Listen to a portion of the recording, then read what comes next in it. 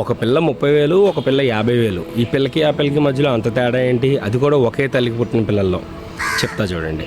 ఒక Indian champion Indian champion అంటే father Indian champion, mother Indian champion ఉన్నంత మాత్రాన పుట్టే ప్రతి పిల్ల ఇండియన్ ఛాంపియన్ అయిపోతుంది అన్నది మాత్రం అవాస్తవం.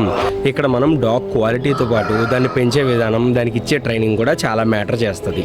రెండవది ఏంటంటే మనం పప్పీని తీసుకుంటున్నప్పుడు ఒక perfect quality dog definitely price ఎక్కువ ఉంటుంది, ఎందుకంటే దాన్ని డాగ్ షో చేసుకుంటే విన్నింగ్స్ అనేవి వస్తాయి కాబట్టి. సో కొంచెం తక్కువ ఉన్నప్పుడు డెఫినెట్లీ దాని మీద, అది కూడా షో ప్రాస్పెక్ట్ అని కాదనను, కానీ దాని మీద కొంచెం ఎక్స్పెక్టేషన్స్ తక్కువ ఉన్నప్పుడు డెఫినెట్లీ కొంచెం ప్రైస్ అనేది తక్కువకి ఇస్తారు. సో బ్రీడర్ని బట్టి కూడా ప్రైస్ అనేది మారుతూ ఉంటుంది. ఒకే లీటర్లో ఉన్న పిల్లలు కూడా ప్రైజులు మారుతాయి.